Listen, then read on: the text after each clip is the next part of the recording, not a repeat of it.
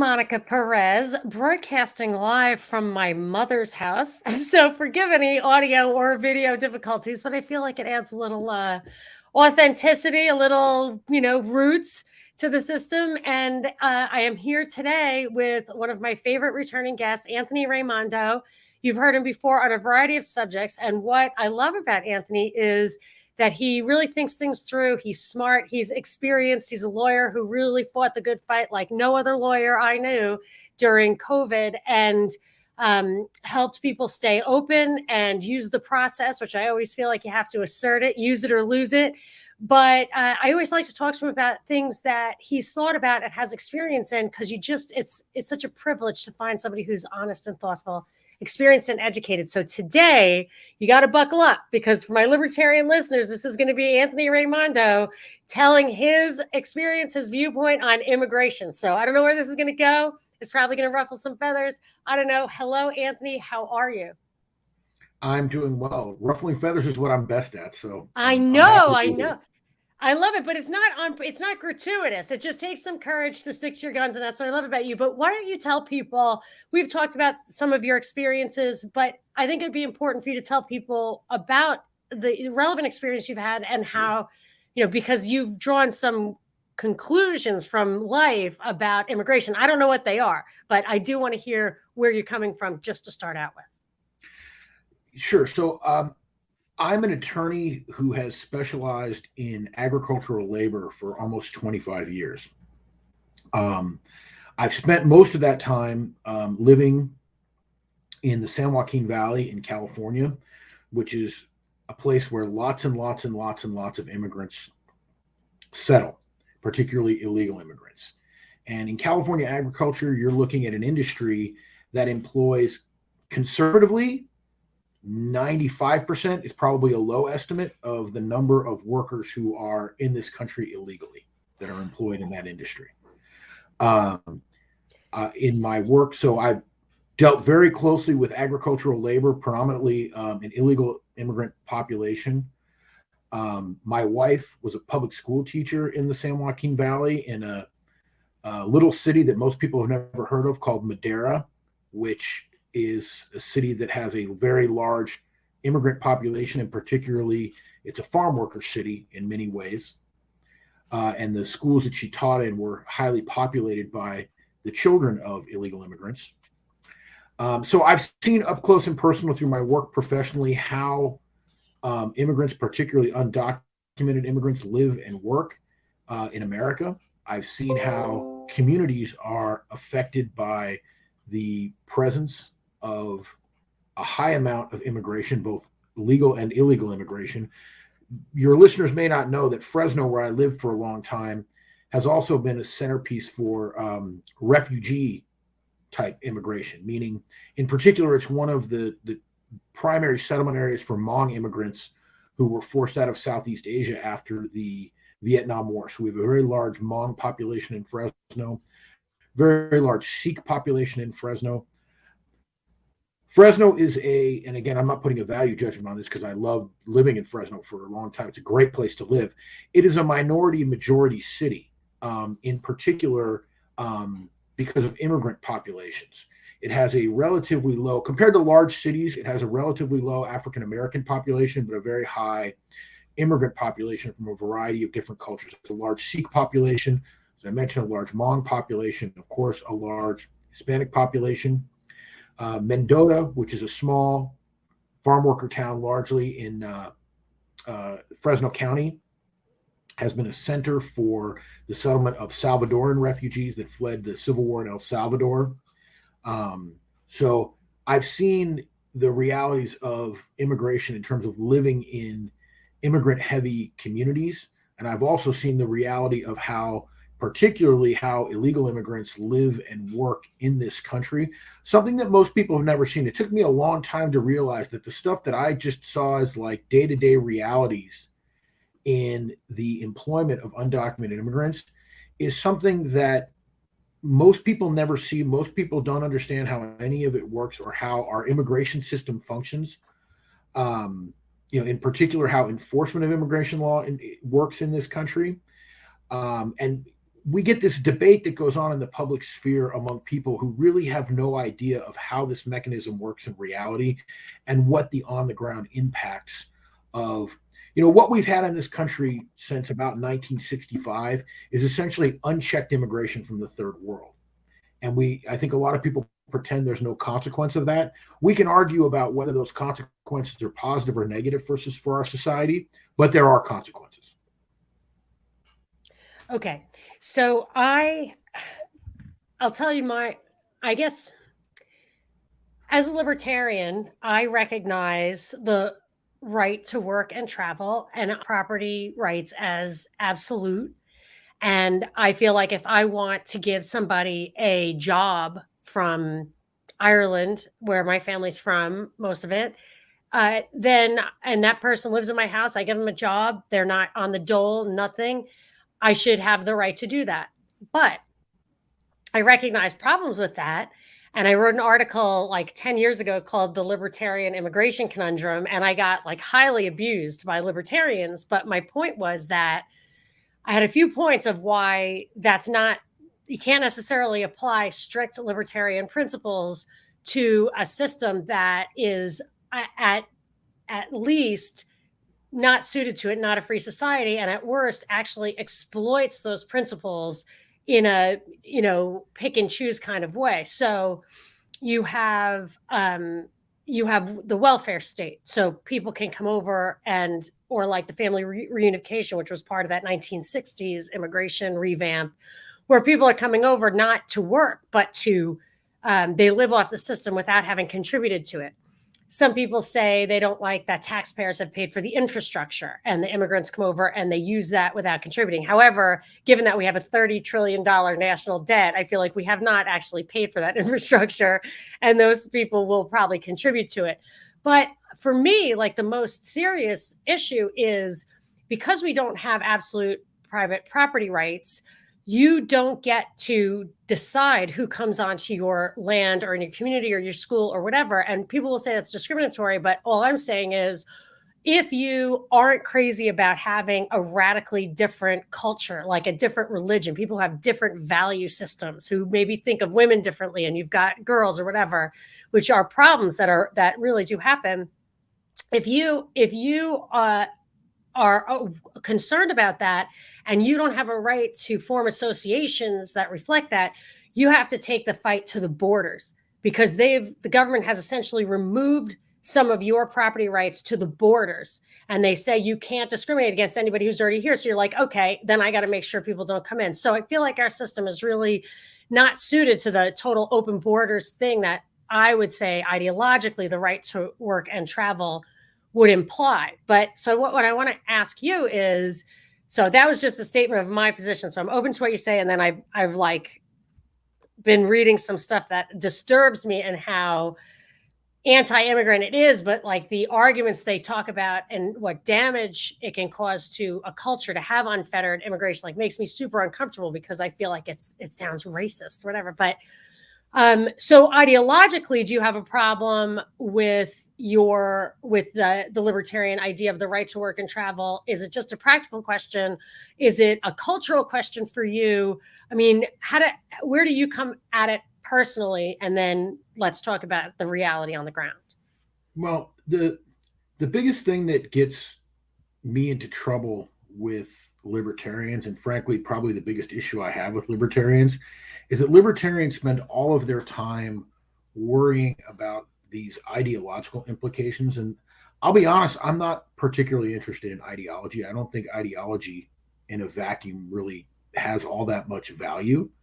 I'm concerned with the practicality of the here and now, and what are we dealing with in the world as it exists, and how does that affect real people and real communities? And so there's a number of issues with unchecked immigration, which is the system that we have right now.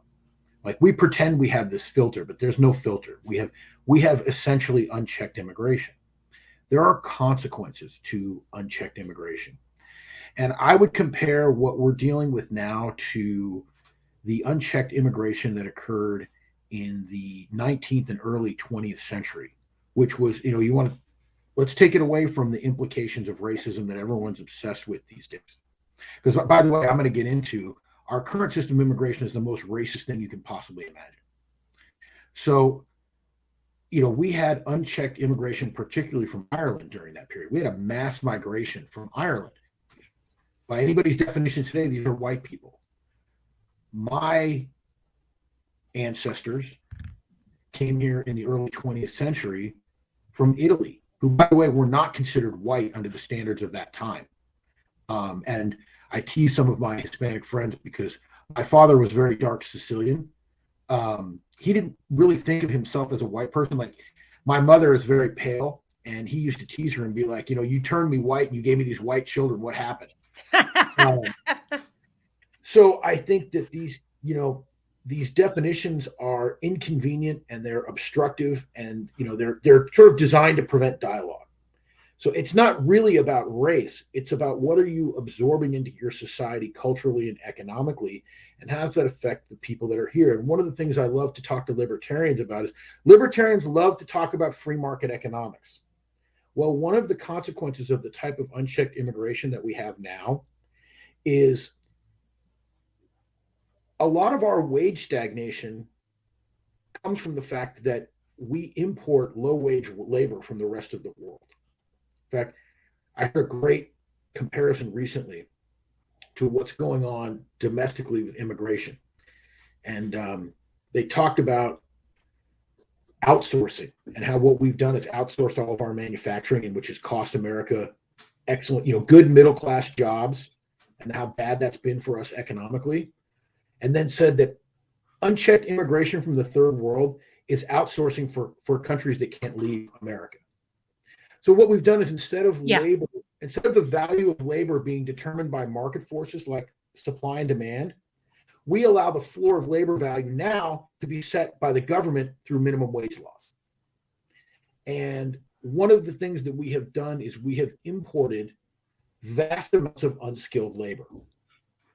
So the value of these jobs in the economy is limited by the fact that we import too much labor. And that's one of the reasons that, by the way, our current immigration system is very, very racist. And I'll give you an example. Yeah. Well, let me just give you an example. Okay. But I wanted to go back to some of the points you already made. So go ahead, give the example, and then I want to cover what you've already said. There were a couple of incidents a few years ago. I can't remember the exact year, but I believe it was during the Trump administration, when some food processing plants in the South, I believe in Mississippi, maybe Georgia, went through massive raids from the immigration enforcement authorities, and they cleared out what was entirely an undocumented workforce. Those jobs were immediately filled by poor, unemployed African Americans. And so you want to talk about, we have so much like silly stuff that goes on about racism in this country. But one of the most harmful things that has happened to Black people in America, African American people who are truly the descendants of American slaves in this country, is they have been economically excluded from the system because job competition is imported. And we consistently favor these immigrants who are imported, who take jobs that could be taken by Blacks at the lower end of the economic scale. Exactly as happened in these deep South towns where you had these plants, these processing plants that were employing basically entirely undocumented labor. And when that undocumented labor was cleared out, it was poor African Americans who filled those jobs. And I hear from farmers all the time, well, we can't get anybody to do these jobs other than the labor that's imported from Mexico, which again is 95+% undocumented. No, the answer is that no one will do those jobs at minimum wage other than people who come here from the third world, for whom that minimum wage is far more than they would ever earn. But and I would say that it doesn't apply because they're black market labor. Well, not really. I mean, that again, one of the great fallacies about immigration is that illegal immigrants are being consistently paid less than minimum wage in the United States. It's nonsense. Right. Okay, that's happening maybe in restaurants to some degree or smaller businesses. In agriculture, that's simply not happening. Okay. In agriculture, they're all on payrolls. Farmers can't hide because they're tied to the land. I mean, Right. I've made a very good living defending unpaid wage cases and minimum wage cases, massive multi-million-dollar class actions against farmers from a population that's entirely undocumented. Oh, interesting. Okay. So in agriculture, that doesn't happen. They're not getting paid less than minimum wage. They're getting paid minimum wage, or in many cases, better than minimum wage. I mean, your average strawberry worker on piece Yeah. rate making $18 to $23 an hour. Okay. So first of all, I would say, oh, just as a side point, they outsource manufacturing by moving it overseas. They outsource labor that cannot be moved by bringing them in. And now, thanks to COVID, and I've been saying this all along, it only just popped up in an article in the Wall Street Journal, they can now outsource highly skilled labor through digital workforces. So like the way they did call centers in India was the only thing they could outsource to India. Now they can outsource a lot more because COVID policies created that employment environment. I would also say one piece, I think, of the economic fallacy is, and there's two pieces of it I want to get your opinion on. One is economic, who is benefiting from this economic benefit of lower wages?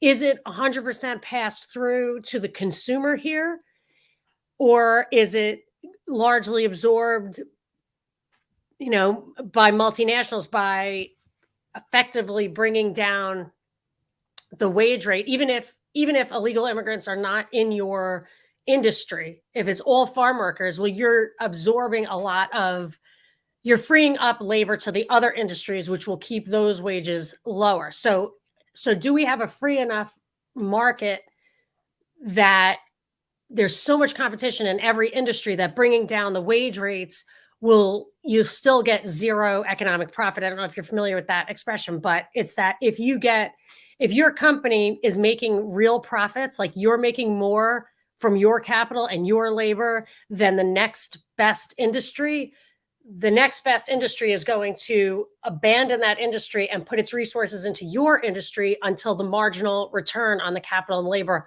are basically zero. Like that's how you're taught economics in school. So if you have a super competitive environment and you lower wages, there is no added profit to the company. It just all kind of shakes out with the supply and demand and the price level and the costs. But if you have restrictions on the producer, entering as a producer, the producers can absorb some of the profit of those lower wages. So I don't know if it's a fallacy to say that these lower wages all pass through to the consumer or not. So I would just say cui bono or bene, whatever, on the economic benefit. Well, I think that's a real question to understand. I think it's easier to talk about this in terms of how we as a society collectively are harmed by this than looking at necessarily like who benefits, because that's almost like a search for who do we blame for this. And I'm not sure there's anybody you can blame for this. I think a lot of this happens somewhat organically. And some of it is, we have a really big problem in this country that we have a hard time looking at any sort of public policy initiative or statutory initiative, especially in our modern era, and saying, man, that really didn't work. When was the last time you saw a politician come out and say, we passed this law, but it was a bad idea? They never do that.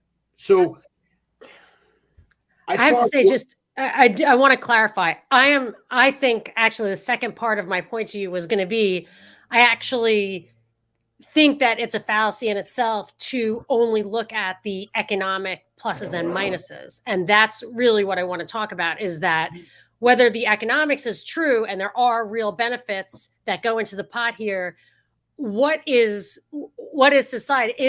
Are we a human race, or are we Americans? Like, do we, as a libertarian, we've been trained not to look at national borders as our purview, as like that you're permitted to think about the culture. One of the many failings that I find in libertarianism is libertarianism ignores that things like sovereignty are part of human nature. There's a reason that these things have always existed. I often They're in the Bible. I often tease libertarians that libertarianism is the equivalent of adults who believe in Santa Claus, because libertarians ignore. Come on, whoa. That's a little much, Anthony. Well, libertarians ignore a lot of these things that, like, there's a reason that certain structures in human behavior have existed for millennia, for as long as human beings have been around. Sovereignty has been a piece of every bit of human existence. As long as there have been humans, back to tribal humans living in caves, they banded together in groups and said, this is our place. Yeah. Down to the individual, with what are you doing with private property? You're saying, this is my individual sovereignty. This is my domain. And then collectively, we make larger and larger domains as people group together. But, talking about anything in America from a market capitalism perspective is almost a fallacy in itself, because we're so far away from any form of market capitalism in this country. Yeah. As I'm listening to you, I'm thinking to myself, well, does the consumer really benefit? I mean, I'll give you an example that I know very well that most people are not familiar with. Let's talk about dairy, right? People consume a lot of dairy products in this country. The farmer's price that they get for milk is a government set milk price. The federal government has a milk marketing order that dictates what the price is that a farmer gets for their milk.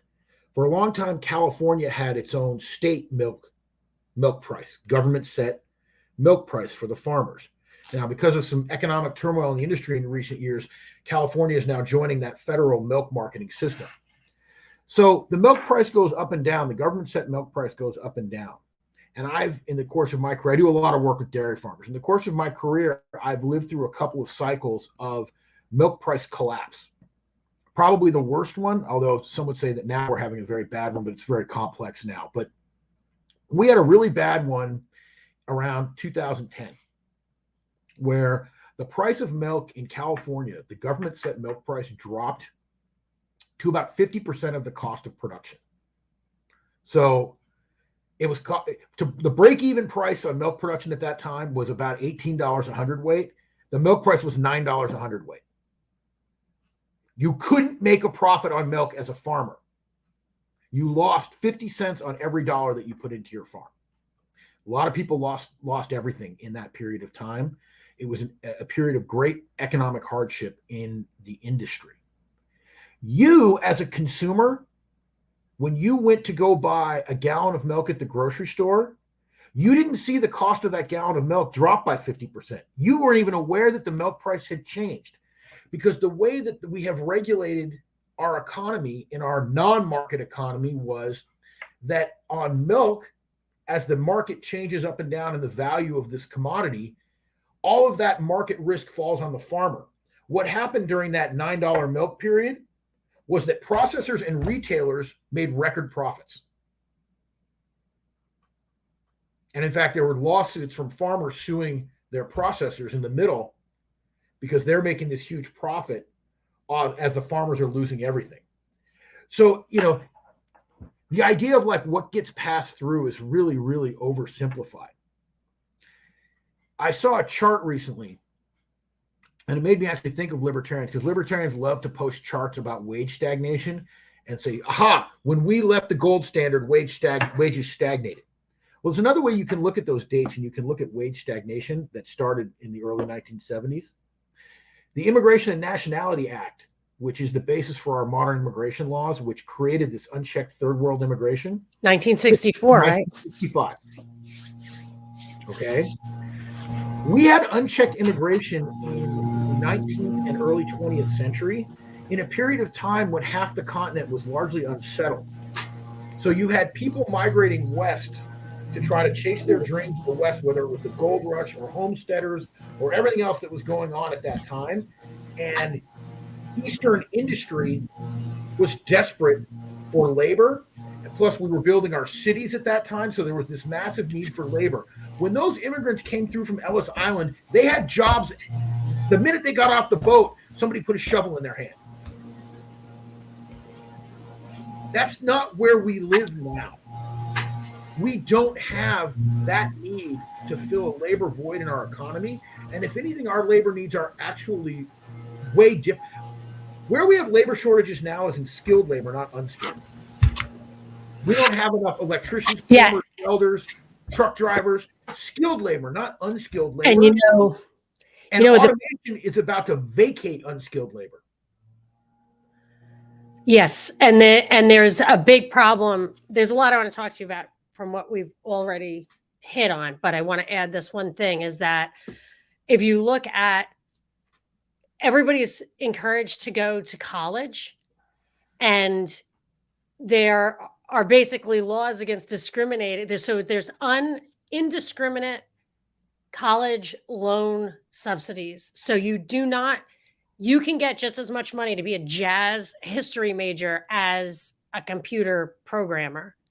Correct. And then that's when you have a complete disconnect between people getting jobs and people, getting education. And then you have another element to it, like you're saying about the milk prices, where you have IBM and other companies like that lobbying for free community college and then going and lobbying for college counselors or high school counselors, encouraging kids to go into coding, subsidizing coding, fast track, stuff like that. So the education system contributes to that disconnect because, again, there's no free market in any of this stuff, and it would clear. So I would say this as an ideological libertarian, I realized a long time ago, or, within the past 10 years, but quite a while ago, that we have reached the technological capabilities in this world that any of the kind of generally accepted government systems, on the spectrum of social democracy, which we basically all have some form of, whatever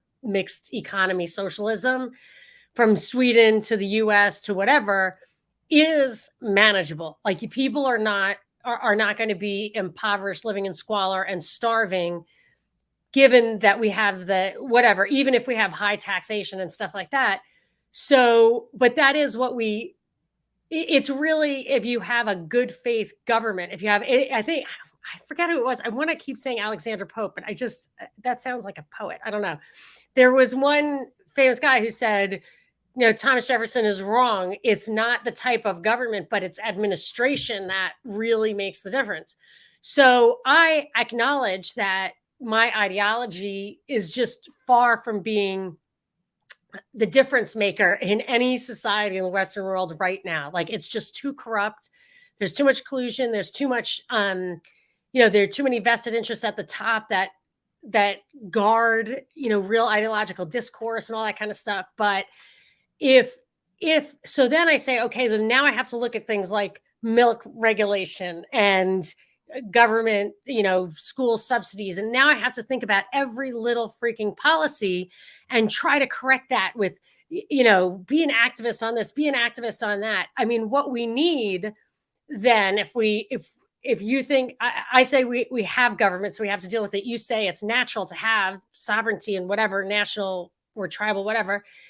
If that's what we have, then we need to have it to be good faith. Like like a king is a dad, say that the king is a dad of the people who look like him and he wants to hand on the kingdom to his kids. And so he's got some alignment of interest, but we have such bad government, such inauthentic government that I feel like, and then I feel hopeless. If I don't have ideology, do you feel like do you have hope that we're going to correct these policies? I want to keep talking about the immigration thing, but I just have to get past how to talk about it. That's why I think the ideology part of it to me is very much a waste of time, and it's a waste of energy, or worse, and it's a waste of effort. It's just, look, one of the big, as I've told you before, one of the big things that I see as a failure of libertarianism, and I think is you just look at 2020 and COVID. What answer did libertarians have to COVID? Libertarians did absolutely nothing during COVID, just nothing. I mean, they talked about it, they flapped their gums, and they did nothing. And, that's partially because of my own personal experience in reaching out to libertarians to try to get people involved in what I was trying to do. I wish you had found me. I was reaching out to people. I was like, where are the lawyers who understand the process? Well, this cannot be legit. What's happening? But I was just talking. Nobody answered the call. I didn't find you till after. I went to where, I didn't know anything about libertarians at the time, but I went to and joined the Mises Caucus of the Libertarian Party, and they were just nonsense. I mean, it was just, I thought, oh, I'll meet up with these people. These are people that are organizing themselves politically. They've got some sort of network. All we need is one lawyer like me in every town. Yeah, that's what I thought. I thought that. I mean, I'm not a. And they were like, oh, yeah, that's great what you're doing. Now let's talk about taking over the Libertarian Party. We got to fundraise so that we don't have to have our regular jobs anymore. And I'm like, what are we looking at here? And the reality is the moment of the greatest attack on liberty in our lifetimes. Yeah. And libertarians made no difference at all in the dialogue. Even in the debate, they made no difference. I mean, think about, it just had no impact because it's too ideological. It's too removed from reality. So I'd rather look at, let's look at the topic that we're here to talk about today, immigration. Let's talk about immigration as a set of policies in the real world that we're in right now. Yeah. What are we doing? What are the consequences of that? And what could we do to change that? We have been, for roughly 60 years, 70 years, we have had unchecked immigration from the third world. The rules that we have are preposterous. I had dinner last night with a good friend of mine who's been a friend for a long time, who's an immigrant. He was born in Mexico, came here legally. He's been a permanent resident alien for a long time, recently got his citizenship. His wife is a Mexican national. He's trying to deal with the immigration process to get her here. And it's been 3-4 years and they can't get her here, even though this is, and so for someone like that, you would think, okay, this is a person who has family connections here. He's got the economic ability to support her and their family. Like, this is a situation where there's a very low impact immigrant in terms of society as a whole. Can't get here. I mean, I told him a joke. I'm like, you know what? She should join MS-13 and just cross the border. It'd be faster. I mean, it's just, what we have is so broken. Every farm worker that gets hired has an I-9. They're all on payrolls. They all have Social Security taken out of their check. I teach classes for farm labor contractors. They have licensing through the state, and they have to take these mandated classes. I've been teaching these classes for 20 years.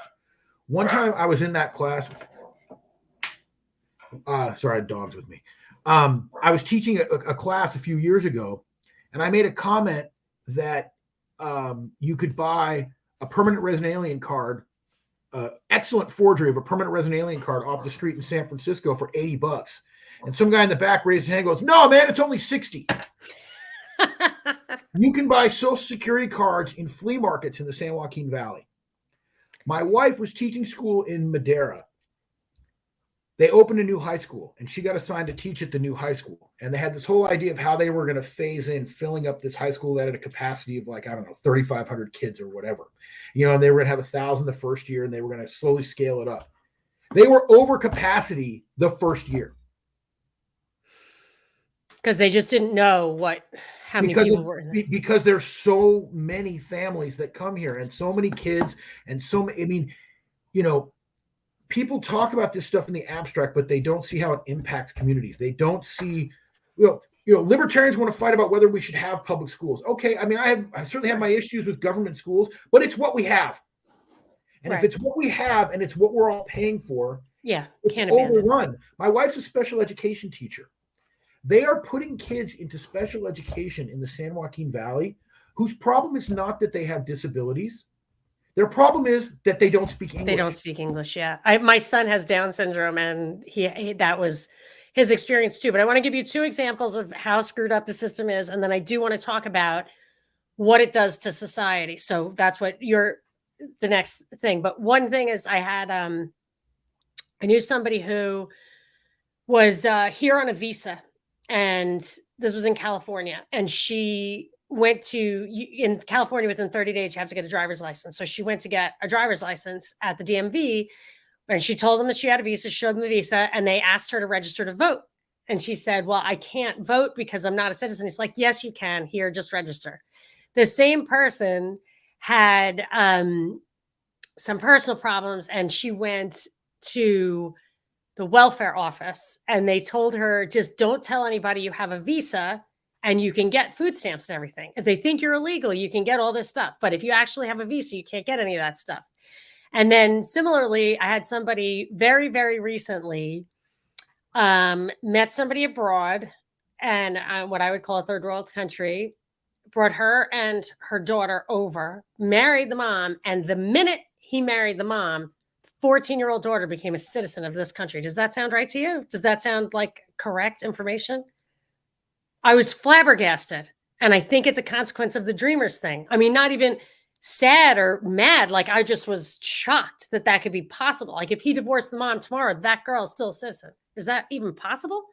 No, I don't think that's correct, because Okay. First of all, you have to remain married for 2 years for the spouse For the wife, for the wife to become a citizen, but not the daughter. I'm not, and this is getting beyond my knowledge of immigration law, because I don't do a lot of visa That's not stuff. what you do. Yeah, I know. Yeah, I know. so, but I'm skeptical of that story. Okay, so it's pretty okay. I'll look into it, but it's pretty. I find that some people have, like, who go the legit route, like your friend, have a lot of barriers. But if you start out illegal, it feels like you can slide in a little easier. The way the system is supposed to work is that if you come here illegally and you're here for over a year, you're supposed to be barred from entry for 10 years.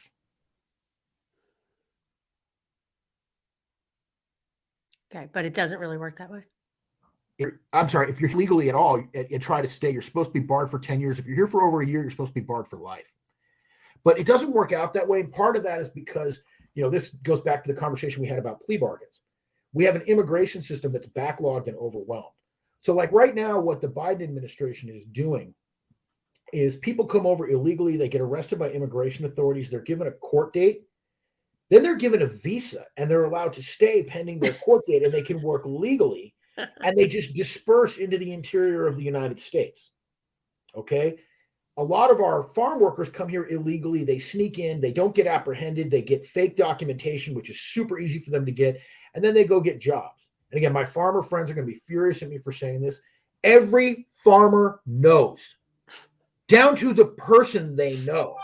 I mean, I've had these conversations with farmers. Hey, is this guy, some issue? We'll have some issue that comes up in a labor case. I'll say, well, is the guy here legally? No, he's not. They know. We all pretend that this isn't happening. And it's funny because a lot of these farmers and folks that I know in agriculture are very conservative. A lot of them are Trump voters. And, I got myself in trouble because I made a point with a friend of mine. I said, California agriculture has never reckoned with the enabling role that it has played in unchecked illegal immigration by knowingly hiring them. Oh, well, we don't have any other choice. Well, you do have a choice. I mean, you do know that you're hiring somebody who's not supposed to be here and not supposed to be working. But could you, could one person survive as a farmer? Because I know somebody who had an organic blueberry farm within the city limits of Portland. I guess it's pretty big, where farms are included and where they make city laws there. And they raised the minimum wage to $15 an hour. And he had to sublet his blueberry farm to a potato chip company because he couldn't afford that. And it was hand labor. So I just feel like unless everybody bands together, if all the blueberry guys are using illegal immigrants for $12 an hour, can you, as a blueberry guy, give $15 an hour? The farmers are all paying at least minimum wage here. I mean, so they could find legals, but then why do they do it? The problem is that people that are here legally won't do that work. Right. We don't have a market set wage floor. We have a wage floor that's not set by the free market supply and demand of labor. The labor cost would be higher if we had no minimum wage and we shut off the illegal immigration faucet. And you're right, one farmer alone can't make that principled decision. But I'll give you an example. This is where I'm critical of the industry. Years ago, I want to say, this is during Obama, Arizona passed a law that said that every business in Arizona had to be enrolled in the E-Verify program. The E-Verify program. So right now, it's a paperwork system. You have an I-9 form. You've probably filled these out when you've got your listeners when they've gotten jobs. You have to give your driver's license and your social security card, and they fill out a form. That I-9 form, the purpose of that form is to verify the person's identity and their authorization to work in the United States. And they can use either a single document or a combination of documents that are acceptable for that purpose to show their identity and their right to work in the United States. By the way, a fake social security card can be spotted a mile. It's the easiest thing to spot. It's so easy to spot. But you don't necessarily have to produce a social security Right. card. You just need the number. Well, yeah, I mean, to complete the I-9, like a permanent resident alien card, which is what we colloquially call a green card, that's what we call a List A document. It proves both identity and authorization to work. If you have one, by definition, you're authorized to work. A U.S. passport would be the same. It has your picture on it, shows your identity. And if you have a U.S. passport, by definition, you're a U.S. citizen. You're authorized to work. You can complete that I-9 form with just that single document. Okay? A driver's license, for example, is a List B document. It just shows your identity. It doesn't say anything about your legal status, but it does show who you are. A social security card is a List C document. It shows your authorization to work, theoretically, but it doesn't show who you are. Like you can take somebody, it doesn't have your picture on it. You can take somebody else's social security card. Nobody knows whether it's you or not.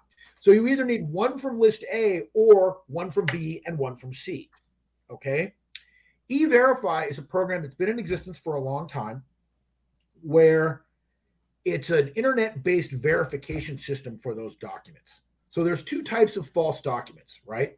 If I give you a fake permanent resident alien card that I bought for cheap off the street in San Francisco, it has made up numbers on it. Like somebody takes you up to an apartment, they take your picture, they print it off on a machine, and you're out in 15 minutes, right? They just, and you've got a fake card. You run that number through a federal database, it's going to come up as a bad number. Right. The other is more sophisticated, which is what E-Verify. That E-Verify will stop because they put the number in, it comes back bad, you can't hire that person. The more rare type is true identity theft, where I steal somebody's permanent resident alien number and create a false identification, but it has a real number and real document numbers on it.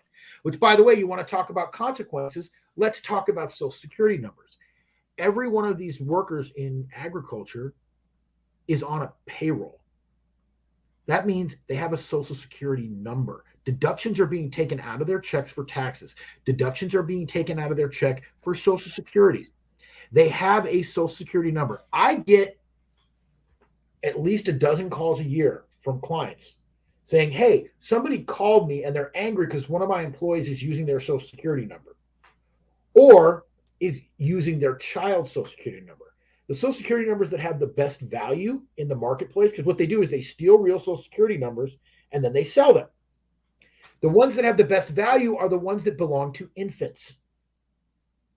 Right? Because an infant isn't going to be in the workforce for a long time. So no one's going to notice if earnings are being reported under an infant's social security number. How these things pop up is somebody goes to file their taxes and the IRS says, wait, you have wages from a farmer in California being reported under a W-2 for you. You owe us more tax money. And the person says, I live in Pennsylvania. I've never worked on a farm in California. What the heck is going on here? Or a health insurance company says, you're not eligible for our health insurance through your employer because we're showing you're employed at a farm in California because we've got something on your social security number. And then do they go after that farm? Do they No. actually track that stuff down? No, nothing ever happens. The way that goes down is I get the call. I call the person who's upset. And, we are not allowed to assume that person is telling the truth, even though we know they probably are. Right. And, they might be trying to steal our employee's social security number, right? So I have to tell them, look, I need you to go to the Social Security Administration and get them to verify the number belongs to you, which the Social Security Administration would do. They'll give you a letter that says this number belongs to Monica Perez. Okay. When they demonstrate to me that they've gotten verification that the number belongs to them, we banish that number from the Social Security, from our payroll system. And we give a letter to the employee that says, hey, you gave us the wrong Social Security number. And again, we can't, because of discrimination laws, we're not allowed to assume that means they're undocumented. Right. Or that they did it intentionally. Or that they did it intentionally. It might have been an honest mistake. They wrote the number down wrong. So we have to give them an opportunity to correct it. And what they do is they go buy a different Social Security number and they give that one to it. Right. Okay. By the way, you get periodically these letters come out from the Social Security Administration. They're called mismatch notifications. This person's name doesn't match this Social Security number. Again, we're not allowed to assume they're undocumented as a result. We're not allowed to fire them as a result. We have to give them an opportunity to correct that, or we face IRS penalties. Okay, so you're telling me about E-Verify. Why? So E-Verify is electronic verification of documents. It doesn't make it impossible to hire undocumented immigrants, but it's a better obstacle than the paper I-9 because you can verify these things. Okay, so you like E-Verify, even though I think it would be better than what we're doing right now. Okay, because I feel like it's an intrusion in my privacy if I have to fill that stuff out. I know I had hired a babysitter, like a guardian, like a shadow for my son who has Down syndrome, and she had to fill all that stuff out. She couldn't work for me for a while because she couldn't find whatever it was that said she was legal. She was legal, but anyway, and I was like, that's annoying. We live in a regulated society. I would probably rather live in a less regulated society. Right. But if we're going to have a regulated society, and if we're going to have immigration laws, then we have to operate these laws in a way that that isn't. It's like voter ID, like what we have now. I mean, how could you object to voter ID? Yeah, it's an utter joke right now, right? I mean, I would rather have voter ID than what we have right now. Do I want to have to show my driver's license to vote? I mean, I think that's intrusive, but it's better than, professional ballot harvesting that we have right now. Because there's a requirement to be a citizen for voting. If the requirement for voting was presence, like I live here, therefore I get to vote here, then maybe they go to your door and ask you to vote. Like, I'm just saying we have a rule that you have to be a citizen to vote. Therefore, it must be a requirement of voting that you demonstrate your citizenship. Right. You know what I'm saying? The idea behind authorization for employment is that we don't want people that do not have permission to be in this country legally to be working here, because jobs is what attracts people. So that's where, the libertarian would say, like with voting, you're voting people's rights away. That is inherently political. However, with working, what's wrong with just, if somebody wants to work, what's wrong with you giving them a job? Let's talk about socially, societally, why you don't like, what you think are the real impact. Well, let me get back to the E-Verify thing really quick, and then we'll move on to that. So the reason I talked about E-Verify is Arizona had passed a law that any corporation that did not use E-Verify would be barred from doing business in Arizona. The agricultural industry went insane. Insane. That's a tell. Because nobody wants to be in E-Verify in agriculture. In fact, there are a couple of big labels that I will not mention that I know about. Like, these are brands that you see in the grocery store that you would recognize, that like publicize, oh, we're in E-Verify. We don't hire undocumented immigrants, right? So because they E-Verify all their direct hires, but they can't get enough people. So then they use farm labor contractors that don't E-Verify to fill in the gaps in their work. Mercenaries. Yeah, and then if those people if the labor contractor gets busted by immigration, the label that everyone recognizes will be like, well, we didn't do that. They did that. Right, for sure. So, but if everyone, if there's a tipping point and everyone embraces E-Verify, you solve that one farmer can't make a difference, can't hold his ground problem. It would be a marginal improvement. You make it harder to employ people that are not authorized to be in this country. And the reality is, I mean, at some point, if we're going to have a nation, if we're going to have sovereign nations in the world, is it not just like the private property thing? If we're going to have private property, the basic definition of private property is the right to exclude those that you don't want from your property. If we're going to have nations, do we not have the right to exclude people? Why do we want to have nations, in your opinion? Why are you in favor of nations? Because there are two alternatives. One is a fantasy, and one is probably an inevitability. I don't think there's any other alternative. It would be anarchism or world government. Well, I don't think those are your only two options. I mean, I think you can have nations without having a world government. No, that's what I'm saying. The alternatives to nation states are anarchism, which I don't think we're ever going to get, and world government, which I think is what this is all about. Well, why do you want nation states instead of world government? Sovereignty, the more you protect yourself from world government. The more that you have discrete nations that have to deal with each other at arm's length, the more you protect yourself from a world government. I think anarchism is an utter fantasy that you're never going to have. It's never existing. It's like, it's like the communism utopian fantasy. Right. Yeah. It's lovely to have this idea of a world where we all share, each according to his ability to each according to his need. That's a very lovely thought, but it ain't happening. Yeah, it's not happening in any time soon. So let's say world government is a realistic possibility. Yeah, what's wrong with that? What's wrong with world government? In your opinion? I think the bigger the unit, the more oppressive it tends to be to the individual. And plus, I think world government eliminates culture. Okay, so, this is what I want to get to. Right. And I think culture has value. I think people should be able to celebrate their differences. Doesn't mean you hate other people, but I think, it's nice that people are different. It's nice that people speak different languages, that people live in different ways. Different cultures can learn from each other and, embrace things that one culture might do better than what they do. I mean, I don't think that valuing culture and valuing differences and valuing discreteness is the same as hating people for being different or for having different culture. I mean, I think,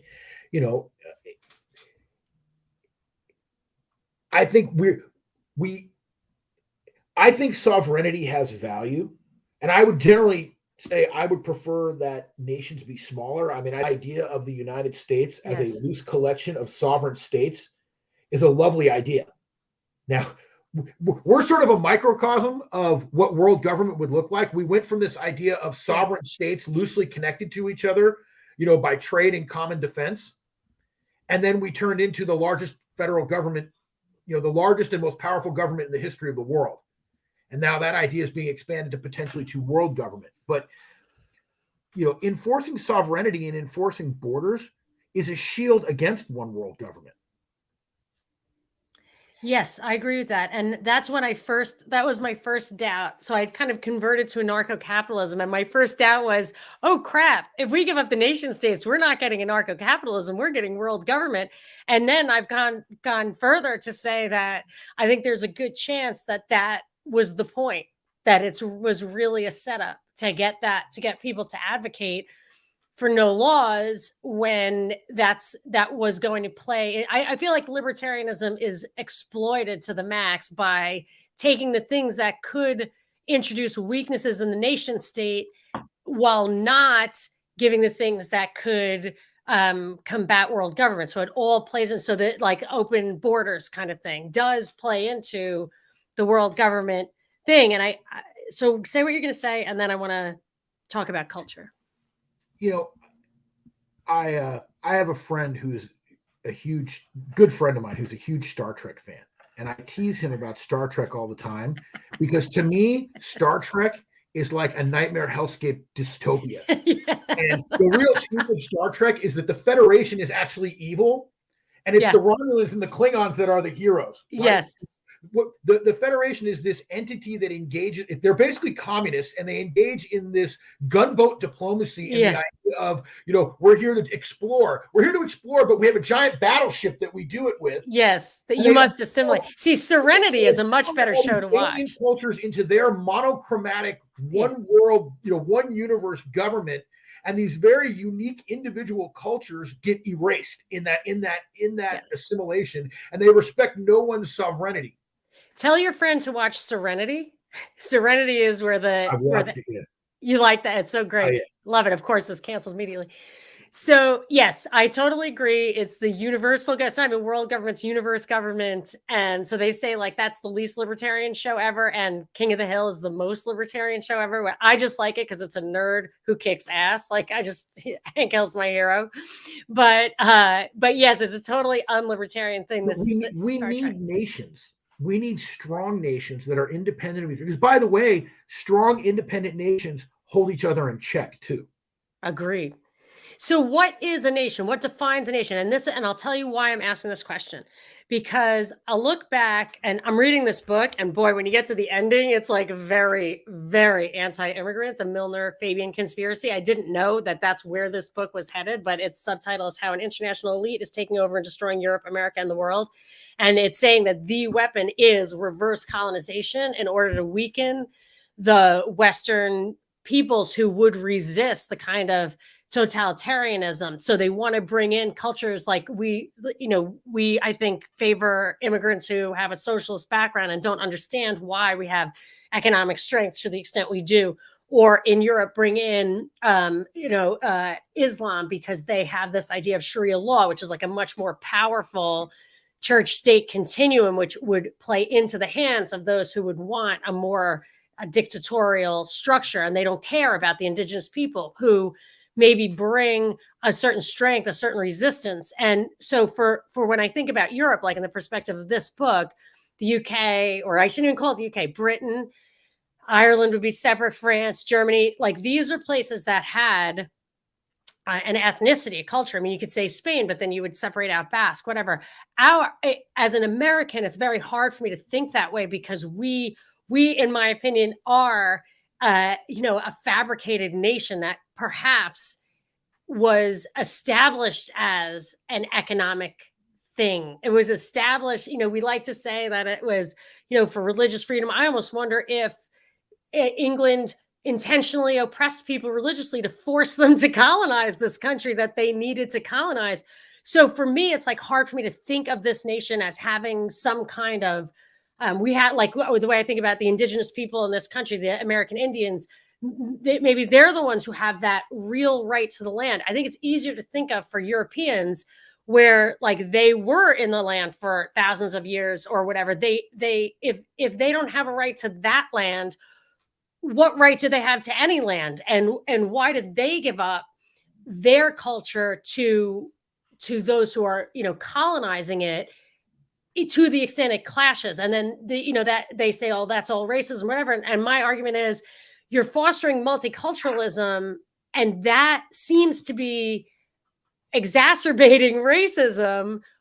Why is this happening? But my original question is, because that's the second question, but my original question to you is like, how do you think about what is the culture, what defines the nation state, and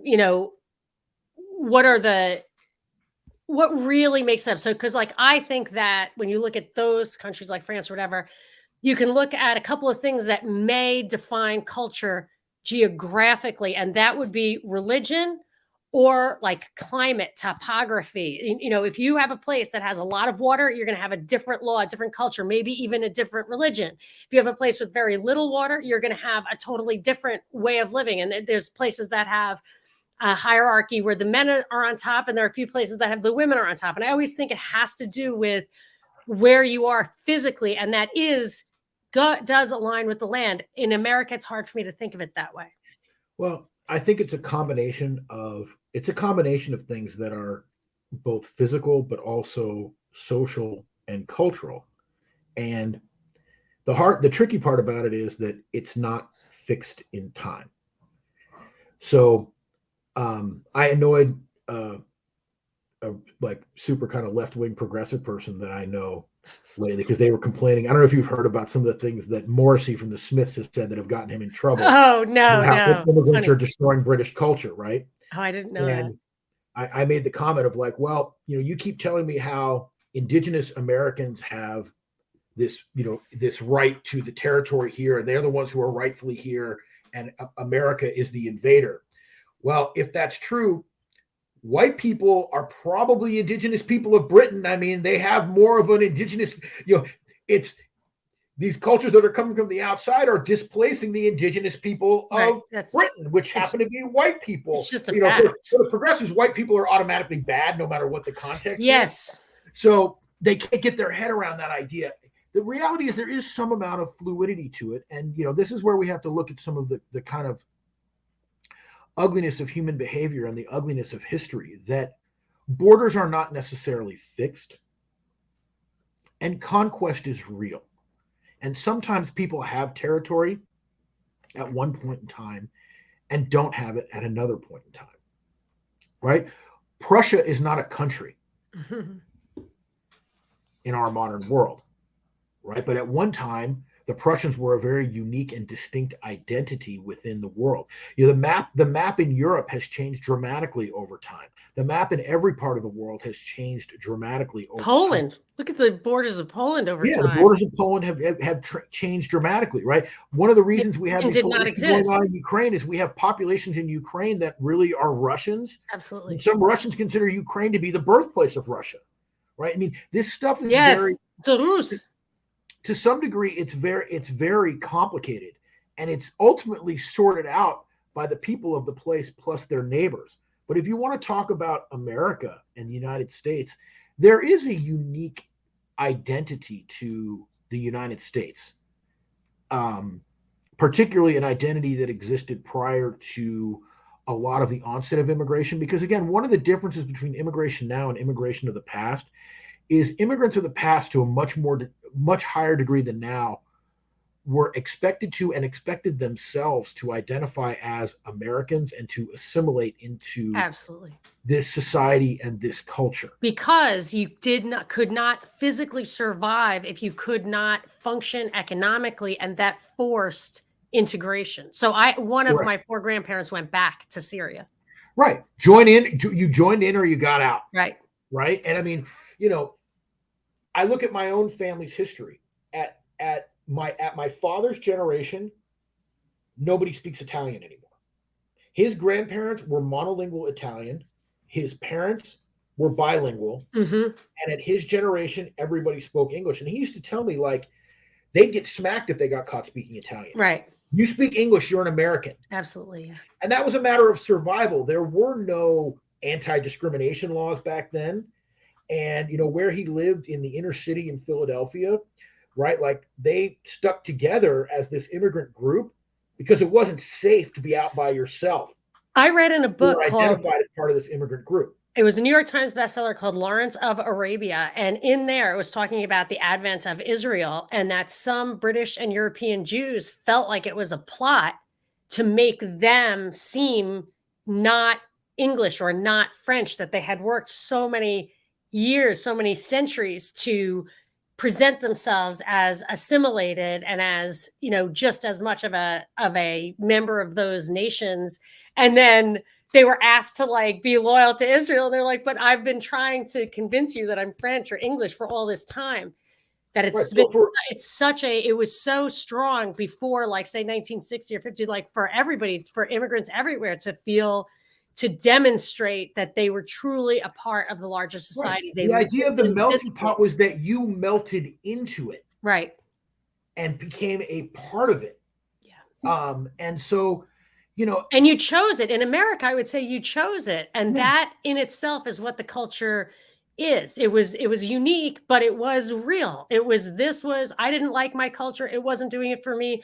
I'm an outcast there, but I just want to sink or swim. I want to eat what I kill. Like, this is the place for me. And, you know, people that are of, you know, the Gen X era or older have a different reaction to things like the American flag, you know, Davy Crockett. You know, I still remember, I was a small boy at the time. I still remember the bicentennial and the flags everywhere. Oh, me too. We painted the fire plugs. Yes. You know, I'm looking at the fire plug I painted in 1976. You know, and I think that's part of what drives some of the appeal of this MAGA movement amongst people that are craving that idea of American culture. I still remember, I grew up in Southern California, and I still remember going to Disneyland as a kid, and they had this giant thing there called America Sings, which was a revolving theater with, like, animatronic animals that sang, like, Yankee Doodle Dandy, and, like, you know, think about those old Schoolhouse Rock cartoons that were on Saturday. Oh, yes. Morning. I'm just those a Bill. Were all part of bringing people into this idea of American culture. And you can look at that stuff as, you know, corny, or you can look at that stuff as culture becomes a unifying force. Why are we so divided now? Because we don't have that idea of common culture, and we don't expect immigrants to think of themselves as Americans. We expect them to think of themselves as natives of their culture. And so these different cultures become identity dividers and division points rather than, hey, Right. we're all Americans. Right. The strength that we're told that it brings, it does not bring. And by the way, Because it's the fissures are exploited. right. Every mass migration in history brings, this is why it's not about race. Every mass migration in history brings with it the same things that we are seeing in immigrant populations now.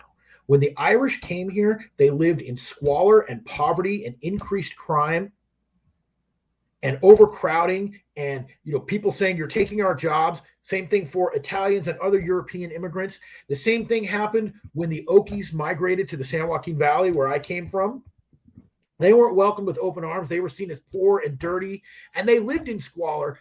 What enabled elevation was that assimilation and becoming part of the culture, and those identity differences that were very important for a time became less important now, right? Like, to my kids, the idea of people discriminating against Irish people or Italian people just seems silly. It's laughable, yeah. But Right. it did definitely happen, and It was huge. but being able to work for below minimum wage was important too, because you could, if everybody had that, work like a dog mentality. I mean, my father used to deliver meat for his dad to the Brooklyn Dodgers. They gave him a tip one year where they all signed a baseball for him, which he lost, or we would probably be millionaires. So, but there was always, like, a woman could work for what they call pin money or whatever. Mm-hmm. And you really eliminate a lot of the ability to like distinguish yourself and get ahead in the American dream if that immigrant echelon doesn't have access to being like the scrappiest. Not that that's something great, but I want to hear what you have to say, and then I want you to comment on the role religion might play in some of the issues with immigration. Well, minimum wage goes hand in hand with this unchecked third world immigration that we're dealing with, because we've made minimum wage the basic tool for setting our wage floor instead of market forces, as I mentioned earlier. And all minimum wages is a price control. And as we all know, price controls are like the worst thing you can do to your economy. And so, but again, this is what happens when you don't control the flow of people into a particular country from an economic perspective when it comes to labor, right? We didn't have to deal with that in the United States in the era of Italian, in the era of Irish, in the era of European immigration, because we were trying to fill up what was an empty country, and we were trying to fill the void of people who moved west in Eastern industry. We're much more stable now. It's not the same world now. So now we start undermining these. Again, we can have a long argument. We probably, as much as I tease libertarians, we probably are in lockstep agreement on the problems of the welfare state and the problems of public school systems and the problems of all this massive government and tax-fed infrastructure that we have. But we do have it. And as long as we have it, again, every public school in the San Joaquin Valley is overrun by the children of immigrants. In Madera, where my wife used to teach, farm worker town, agricultural town, horrible gang problems, violence problems. She had kids on ankle monitors. Okay. Now we live in a small town in Oregon. None of that. My wife used to go to back to school night in Madera. And, they'd set up the classroom. The parents are supposed to come in and meet the teachers. Like, we all have this kind of memory, and like we've done it with our own kids. No one would show up. Oh, sometimes that comes. I noticed it when I moved to Pasadena. They bus the kids. So they take kids out of Black communities, they put them in the richer neighborhoods, and then the parents who work have absolutely no access to the kids at all. They can't go to the games. They can't after school. It's actually, it's subversive to me, to the donor community. It's subversive to everybody, because this migrancy that gets created in our modern immigration, especially in a place like the San Joaquin Valley, is you have instability in these communities. Kids are here today, they're gone tomorrow, right. They disappear. Nobody knows where they went. They're just, I I live in a small town in Oregon now. My wife's teaching up there, and there's a lot of poverty. There's rural poverty there. But even within the poverty, these poor people are rooted in their community, and they're rooted in the community. The parents are deeply engaged with their kids' education because their family might be poor, but they've been there for generations, and they feel connected to that community. They feel connected to that school, and they want to see if their kids can do better. And it's not that the immigrants are bad people, right? You're creating an environment that is destructive. By the way, it's destructive to them as well as to the society at large. They don't notice it as much because they tend to be coming from places that are so impoverished that they're desperate for anything that's an improvement. I know two people who, two separate families where the parents, maybe this is wrong information, but I believe them, were undocumented, like lifelong undocumented, of like didn't use amnesty or anything whenever that came along. And they did not get married. They were not married. So these were people who would otherwise be Catholic, but they did not get married, apparently because they were undocumented. And they just, I don't know if they, I would say just go to your priest and marry secretly. But I asked my uncle, who was a priest, to marry me without a marriage license, and he would not. So it happens all the time in the farm worker community, where you'll have a man and a woman who are living together, and they'll say they're married and they say they're husband and wife, but there's no legal or church marriage there, and they tend to be deeply Catholic coming from Mexico. All of this stuff, again, the very idea, if we don't have some control over the flow of people into the country and who lives here, then there isn't a country. And maybe some people are okay with that idea. Some people like that idea. There's a lot of libertarians who I think will be fine with that.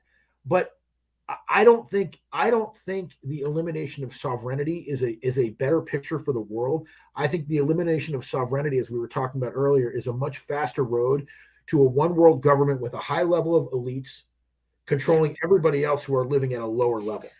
I'll tell you why I think culture-based or geography-based or whatever, like national sovereignty that you're talking about, has value in this, that if you have a body of law based on a culture, and I want to talk a little bit about religion in this context, what is true about, and this is a problem I have with how libertarianism is exploited, because as I say, libertarians die by the sword, but they don't live by it. They'll champion anything that is popular, the Koch brothers or, Cato or whatever, or Reason Magazine, which are all, in my opinion, been infiltrated, but it's a cohesive system. So you can't support open borders when you still have a welfare state. Let's just say that's, and I feel like value systems, legal systems, culture, all that stuff go together. So you have a cohesive body of law and expectations and style of living.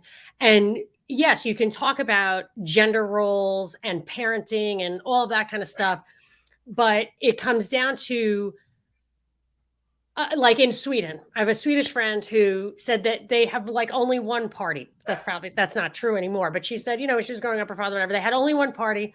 There was no real rich. There was no real poor. It was middle class. Nobody really worked that hard. Everybody had these weird tacos with cucumbers on Wednesday. They had wine on Friday. Like it was extremely monoculture. It was just a monoculture. So that they were kind of fine with that.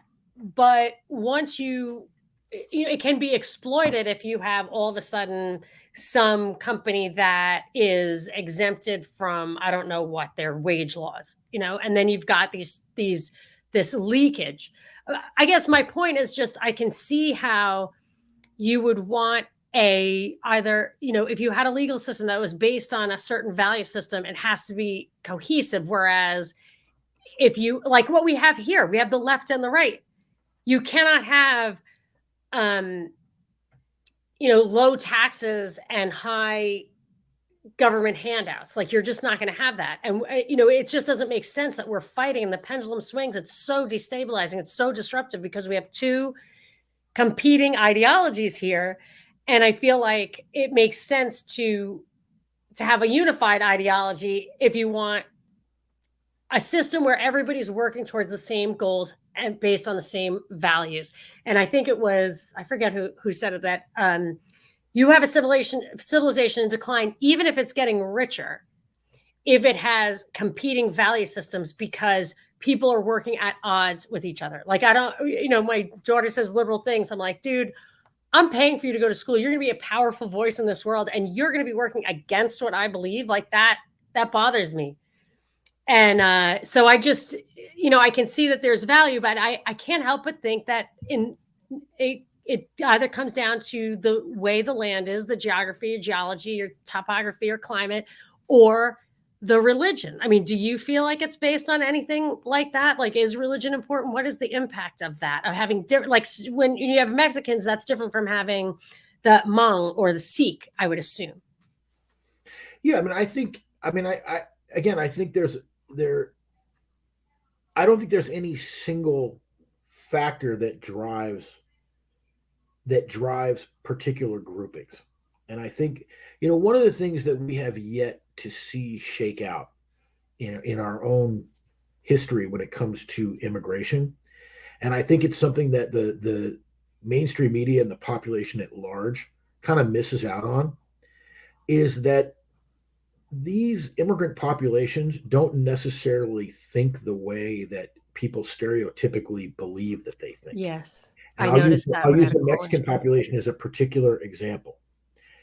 If the Republican Party was smart, they would be running Spanish language ads, every Hispanic community in America saying, President Biden wants your son to have a quinceañera. Right. Talk to a Mexican father sometime about their son becoming his daughter or the daughter becoming his son. They will lose their mind. These are socially and religiously conservative people and conservative cultures. And I think that hasn't really shaken itself out yet. As we assimilate these cultures in, a lot of these folks have you talked about religion. They have a much tighter connection to religion than the modern power structure that we have. And we have to remember that our country has been ruled and controlled by the baby boomers for longer than any other generation has ever held power. And a lot of that post-1960s kind of ideology comes back to the abandonment of religion as a basis for a value system. A lot of the immigrants that we're bringing in have a much tighter connection to religion than the quote-unquote Americans that are running the show right now that we see engaging in such destructive policies. So, I think religious belief and religious value can be something that tie people together, and honestly maybe something that can give us hope for the future, that we're actually headed to a nation that has a better set of values than what we have today. So the immigration is good then? I think that's why I use the qualifier. Yeah. I don't think immigration is a bad thing. Right. I think unchecked immigration is a bad thing. I think uncontrolled immigration is a bad thing. Well, do we need labor? How would you control it? What do we need? Do we need labor? My farmers would tell you that there's a shortage of agricultural labor. My answer is that the agricultural labor problem should be addressed entirely by guest worker programs. Or how about people on welfare? Why is that not? I think you and I even talked about this before. I 100% agree that people on welfare should be required to work. And I think before you get welfare, they should send you out to the fields to pick. I don't believe forced labor, though. That would be pretty well, we won't give you welfare. The optics would be pretty bad on that one. No, go ahead and starve we need you're talking my language. you don't want to work in the field, we're not going to give you free money. Right. No. I would work in the field. Walk around go to any low income community and walk around the public high school. Every kid's got a cell phone. Every kid's walking around with a $1,000 cell phone. Well, you have to have that. You got to propagandize them, and that's how they're undermining the religion. So I think there's a whole lot of layers to this, but I think we should be much more selective about who we allow into the country. I think welcoming with open arms all of the poorest and most desperate people in the world The inevitable result is you make your own society poor. Yeah. And so yeah, at some point, you're going to look at two people that you think are people that you're empathetic towards, or you think they're deserving, you think they're nice people, and one of them you're going to have to say no to. Right. At some point, the line has to get cut off. And right now, we have no control whatsoever. No control at all. So we don't have a conversation in this country about what are our labor needs and who do we want to let in to meet those labor needs. And to some degree, maybe we do. I think we should be limiting at the lesser skilled end of the spectrum. We should be limiting things. I think we should be pushing people off of welfare and into low wage jobs, because you should not be able to get welfare if farmers need employees, or if a restaurant needs a busboy.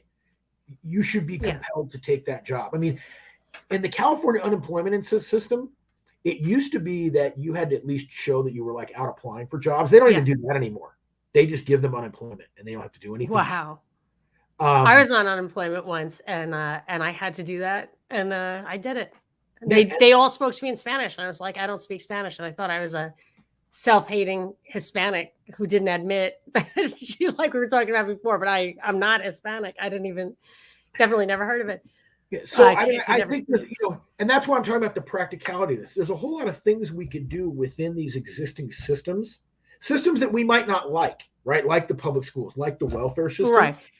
Subsidizing higher education indiscriminately, unrelated to what will pay off in the end, to me, is the first thing that's got to go. It's something that we could just end. I would either get rid of the student loan system altogether. Yes, definitely. Or short of that, if you can't do that, I would make the schools guarantee the student loans. If the student defaults, then the college has to pay the loan. But no, what would happen is what used to happen. What happened to my sister is that she worked as a secretary, and it was like a pharmaceutical company. They paid for her to go to school at night, and they gave her a job. And it was just like the army. Like if she worked for whatever it was, 5 years, she never had to pay the loans back. And if she quit, she had to pay it back. And if she got another job, the new company would pay back her loans for her. I mean, it's a perfect way, especially if you take the savings and apply it to reducing corporate taxes, which maybe you don't like, maybe you do like, you should be able to borrow $150,000 to get an art history degree. Yeah, or even an English degree. I took out an SBA loan for my business at one point. And I had to show them that I had a business plan that was going to generate the income to be able to pay that loan back. Wow. If you want to take out a student loan, you should be able to show that you've got a career path that's going to enable, like the bank should have that same type of risk management system in place. And they should say, you know what? No, Johnny, we're not going to let you borrow this money to get that degree, because that degree doesn't have enough value in the marketplace to justify this investment. Banks aren't even allowed to discriminate against people giving them credit cards based on their major. So a person who's going to get a job in 1 year as a, computer science, you cannot more readily, or this was the way it was. Actually, I went to law school with a gal who fought and won that case. I was like, always mad at her for that. I was like, so now I have to pay a higher interest rate as someone who's really going to get a job, because you have in that risk pool of people who are going to default on that credit card a bunch of jazz history majors. And you made that happen. And I love her dearly. She's super brilliant. But like that mindset that you shouldn't discriminate against people based on their major, it's not only just subsidies, but it goes right down to credit cards. And it's insane to me, because you're encouraging people. It's not only a moral hazard to get people into debt they cannot pay back, or we are going to have to pay back for them, but it's encouraging them. It's muting the signals that would tell them what's a better career path. Right. Well, at my son's high school, they spent academic class time helping the kids fill out their FAFSA, the federal application for federal student aid. And in none of that did they tell them, be careful what you borrow, and make sure that you're pursuing a degree that has enough economic value that you're going to be able to pay that back. And that's, again, there are problems within all of these. How can you think this isn't intentional? Like knew two people. One was going to school for pharmacy and one was going to school for hotel management in two different states. And both of them were encouraged to drop that major and take psych or business, like something not of real practical value. There is some policy directive that seems universal and top down that encourages the worst possible outcomes. And you think that's just an accident? I don't know how much of it's I think there's a combination of intentionality to it, but I also think that it spirals on itself because the people that are encouraging those decisions are people who come from that same academic system. And it's curated The to world of promote academia them. is so weird and broken and insulated from reality. But there's also immigrant first laws for, or people of color first laws for Yeah. government hiring. Oh, no doubt, no doubt. And again, you know, this is why it's an uncomfortable thing for people to talk about in the context of immigration, but it's why we need to have a filter and we need to have a decision process on who are we going to allow to come here. Because if we have people who are already here of whatever ethnicity, it doesn't matter, but people who are already here who are either A, overly reliant on the public dole, or B, struggling, we need to address that first before we let more impoverished people come here. If you look at it all across Europe, one of the things that's happening in Europe right now is all of their social safety net, their socialist social welfare programs, you know, they're from their healthcare to their retirement that they all love so much and they were all so proud of. All of that's being broken by immigration. Now, part of the immigration problem does come back to the one world government problem because a lot of what's driving third world immigration is imperial conquest by the United States and Oh, yes. And by the I United feel like that's States of Western nations. I mean, intentional to drive immigration. And I think, yes, yes, and I think that there's this underlying idea, and you tell me if you think that the subjects are really responsible. There's this underlying idea that people, indigenous people of European descent in Europe, or whatever, do not have the right to life. And I would say they're accepting that guilt based on the fact that their colonial elites were responsible. There was a British Empire that went into these other countries. And in the 60s in England, they had not like similar to our immigration change in the 60s, they had a change where all colonized countries could have unfettered immigration into the UK. And I went to London recently, and they're absolutely positively majority minority, absolutely positively in London. I mean, it's obvious to just looking at it. But people accept this guilt, and we do continue to do this. So the American empire continues to scatter refugees, and they would say terrorists and stuff like wildfire, and they come back here, and we open the doors, and of course they're not happy that we blew up their country. They have to come here. Like, this seems very intentional to me, very treasonous by the people who run this country. And it's not for me about immigration or whatever. It feels like it's it's like a pathocracy. It's intentionally undermining any kind of productive, cohesive government. I think that's true. And I think it, again, it undermines that idea of sovereignty that we talked about before. That's a bulwark against one world government, which, what our elites of both Democrat and Republican ilk have shown of themselves over the years is they want increasingly, one world, bigger and bigger and bigger government, because that's what benefits them. And the more that the rest of us live like serfs and the less accountable they are to us, the more they can get that. So they need to break down national identities. They need to scatter people around the world. Now, the other part of that is something that's gone on from elites as long as history has been gone on, which is the exploitation of the so-called third world for resources. I laughed so hard that, Janet Yellen recently did her little tour of Africa, and it's like, yep, they always get back to Africa when they need stuff. And they still need that stuff. Where are they mining for all their minerals for their copper and right? They need those child slaves to mine copper and lithium and cobalt and all these things. Cobalt, yeah. And the Middle East, the same thing. Like, these are the parts of the world that these elites are no different from the European elites that colonized for the same purpose, for the exploitation of natural resources to feed their wealth. They're doing the same thing. But what they've realized is that, particularly in the United States, breaking down the you mentioned earlier that what was unique about the United States was sort of the voluntary nature that you chose to become an American, and you chose this culture and you chose this nation, even to the point of leaving behind language, leaving behind certain cultural traditions. Now, other cultural traditions persisted, right? People tended to keep their food. They tended to keep their religion. They tend to keep a lot of these things. But this next wave of immigration, what they're using that for is to break those things down even further. The assault on religion through COVID was something that is not discussed a lot. Pope But Francis, man, led the charge on that. one of Close the churches on Ash Wednesday. It's one of the most horrifying things to me, right? Unbelievable. Like, in ancient times, Christians literally died to continue to worship. And, it was one of my, as a Catholic, it's one of my great disappointments that the Catholic Church led that charge. Just when people were afraid of dying, they closed the churches and you couldn't go to confession. That is inversion.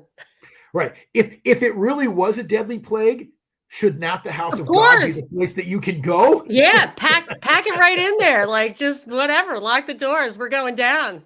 Going down with the ship. But it's just very hard for me not, when I look at the San Joaquin Valley, and I didn't grow up there, but it really became my home. And you look at these little towns across the San Joaquin Valley that at one time were these very cohesive agricultural communities, kind of very much like the small town I live in now in Oregon. Mm-hmm. And they have lost that. In towns like Reedley, you have gangs now. There's no gangs in the town I live in Oregon. Like, youth crime there is like a couple of kids go to a field and get drunk and, kick up their heels a little bit, or kids get rowdy at our local skate park. But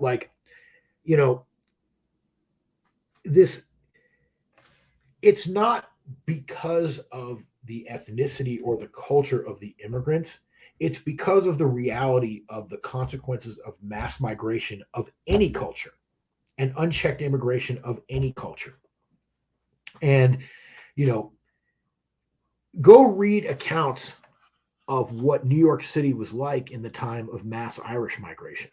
It's grim. It's really, really grim.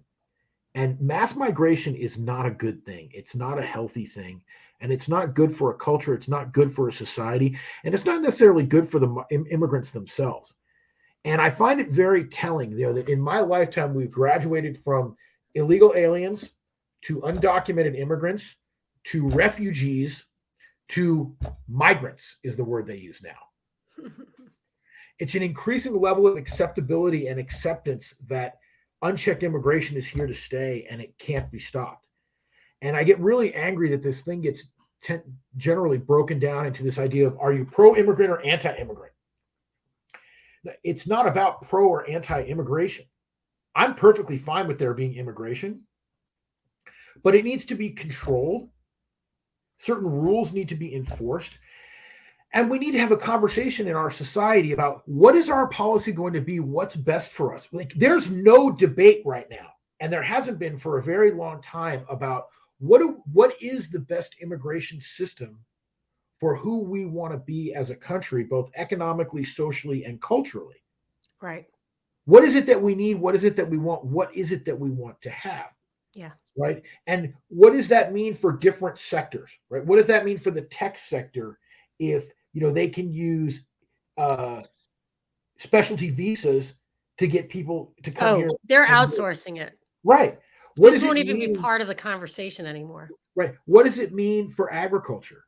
What does it mean for our society that in a matter of a few short years, a lot of these low-wage jobs that these immigrants have been filling are going to be filled by robots?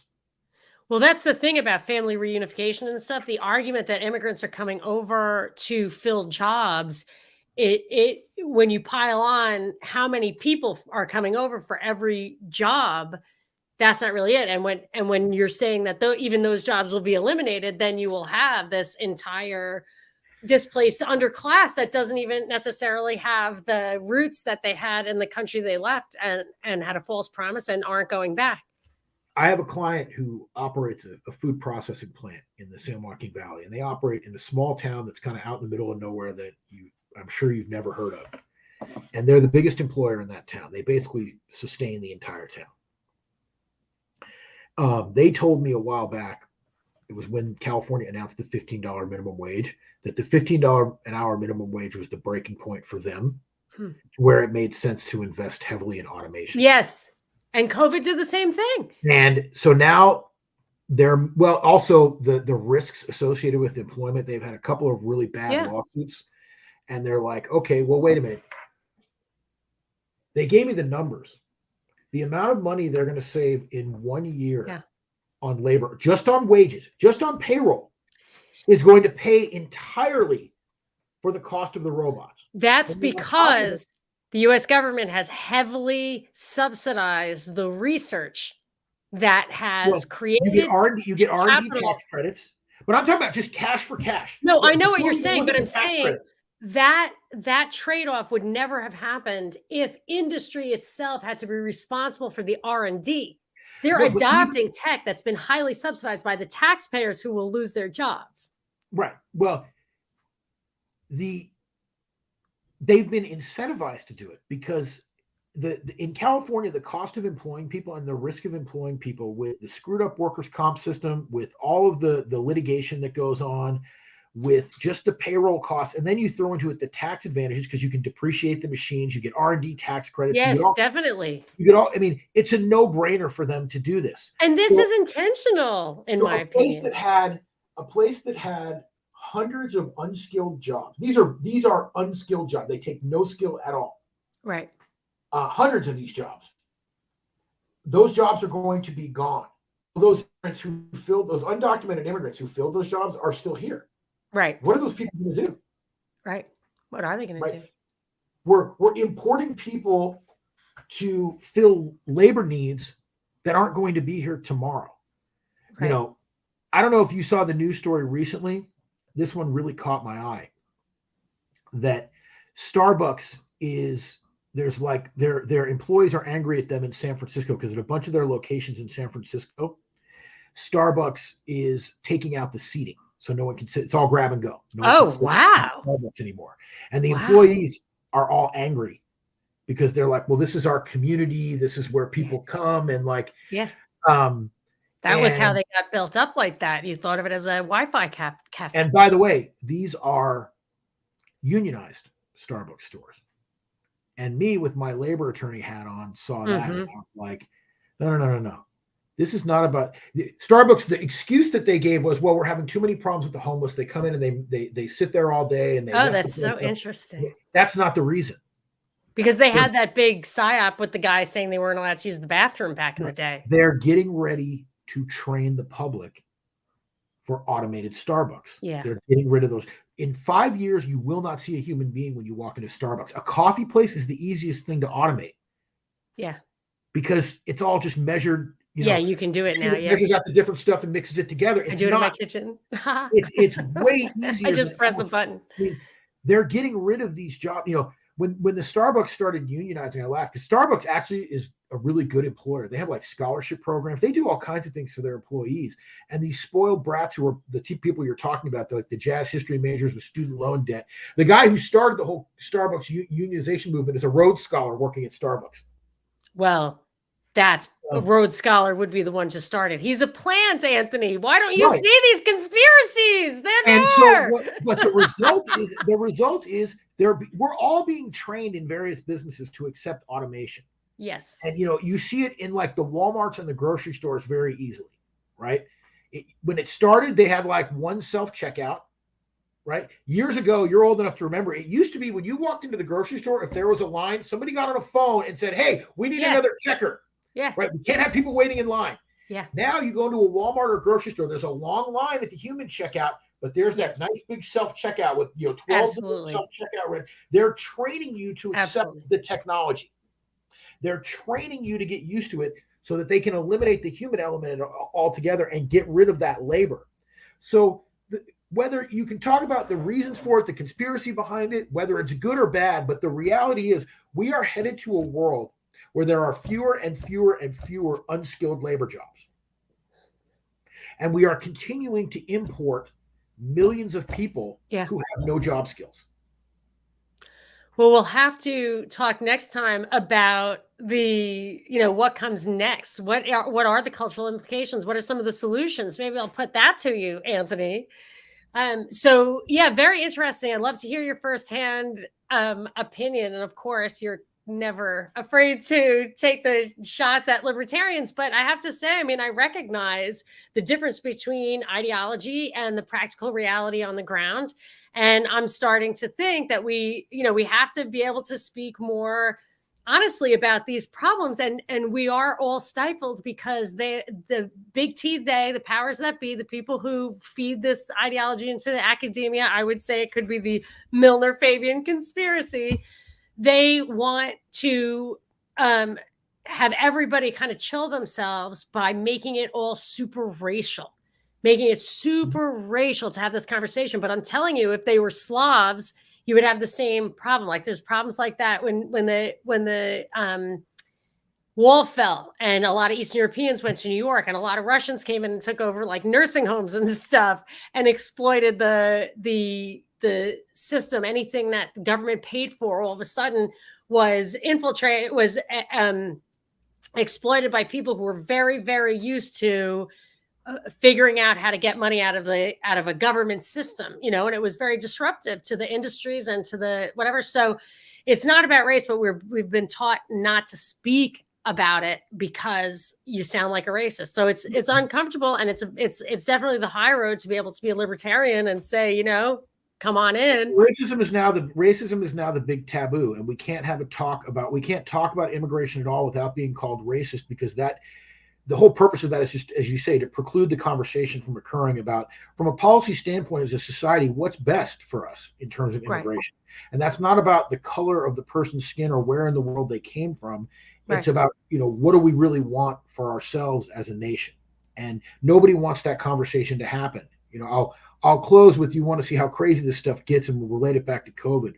So somebody that I know who's in the political side of agriculture called me during COVID because there were debates going on in California and Sacramento about, well, we have to get unemployment for farm workers, because how are all these undocumented farm workers going to survive COVID unless they can get unemployment insurance benefits? And the poor farm workers, since they're not, they don't have legal status in this country, they're not getting unemployment. And I spit out my coffee when they said that to me. I'm like, are you kidding me? Do these people, what's wrong? Every farm worker gets unemployment. They don't ask you an EDD for proof of citizenship, and you're on a payroll, right? And aren't you here to work? Yeah, they are on a payroll, so they're paying into EDD. Yeah. They have proof of employment. They get every seasonal layoff. Farm workers get unemployed. Every farmer has the highest. In Hollywood, they do that as a thing. That's part of the way you live. It's like you get a job on a movie or a TV show or whatever, and in the off season you go on unemployment. It subsidizes the pay. The oldest scam in agriculture, and they might not admit it publicly, but every farmer knows about this one. I've made jokes about it when I've done like seminars for farmer business groups, and it always gets a big laugh because everybody knows about it. Because I'm like, oh, well, I know your workers would never do this. But what they do is, say you take a job in the San Joaquin Valley in the summertime harvesting grapes. You harvest grapes all summer. October, November comes around, when the season ends, you get laid off. You go to EDD, you file for unemployment because you got laid off for the season. Then, under a different name and a different social security number, you get a job harvesting citrus in the wintertime. Right. You make that money, plus you get your unemployment check. Like, it's literally the oldest scam in the book. They all do it. Yeah. I don't even blame them for doing it, because they're incentivized to do it by this whole broken system that we're in, and this immigration system that allows them to exist under false identities. Yeah. Right? But like the very idea, and Gavin Newsom was talking about it on TV. Oh, poor farm workers can't get unemployment. Are you out of your damn mind? Like, they get more than anybody. These people, nobody uses unemployment more than farm workers do. Right. When you get down by the border, you go down to like El Centro, where they harvest lettuce in the wintertime. A lot of those workers, like I knew like guys who were forklift drivers in the salad plants down there and the processing plants down there. They live in Mexicali. So all winter they work, and like forklift drivers make good money. Yeah. So they work for the season. They live in Mexicali, but they have an address, like a box address in California or a relative in California. So when the season's over, they get their unemployment in California, but they're living in Mexicali under Mexican cost of living. That unemployment check is a nice income. Wow. They live like Yeah. a middle-class income and own their own homes. Yeah. And they work 3 months out of the year because the rest of the year they're getting unemployment. Sounds great. But yet the discussion amongst the media and the Sacramento elites was, oh, the poor farm workers don't get unemployment. I'm like, do these people? I mean, look, I saw it in my case with the state bar that touched on immigration. The guy who was prosecuting me acted like what ICE does is they wander the cities of America, and if they find out that somebody's undocumented, they throw a bag over their head and they wake up in Mexico. It's the most preposterous thing. Like, no one gets arrested. I mean, you have to have like a serious criminal record or have done something very transgressive for them to arrest you. If you don't have a criminal record and they find out that you're undocumented, first of all, most likely they're going to ignore it. Even if they don't ignore it, they send you what's called a notice to appear, which is a letter that says you have to show up at immigration court on a particular day. And if you don't show up, they're going to put out a warrant for your arrest that's never going to get enforced. And if you do show up, they're going to release you on your own recognizance. They'll give you a court date in 3 years and a temporary visa to work while you're waiting for your court date. So you're kind of in a better position. Well, during Obama, one of the things that happened a lot was people who had been. So the way the immigration system on paper is set up is that if you've been here illegally, you can't correct your status while you're here. Like, they don't want to incentivize people to come here and just I'll figure it out later. Yeah. Right. So in order to correct your legal status, you have to go home to your home country and apply for legal entry from your home country. You can't do it. Yes, I'm familiar with that. Well, what was happening during the Obama administration is, as much as they called him the deporter in chief, what was happening in the Obama administration, I know this was happening in the San Francisco immigration court. The immigration courts were so overwhelmed because of Obama's aggressive immigration policies. We were talking about plea bargains.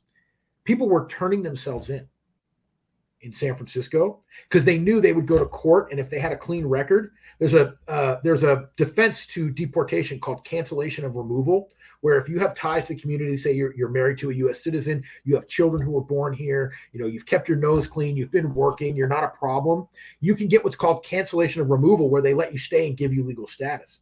And they were plea bargaining people out of the immigration system by giving them cancellation of removal and legal status. It was the fastest way to get legal status that you could ever have.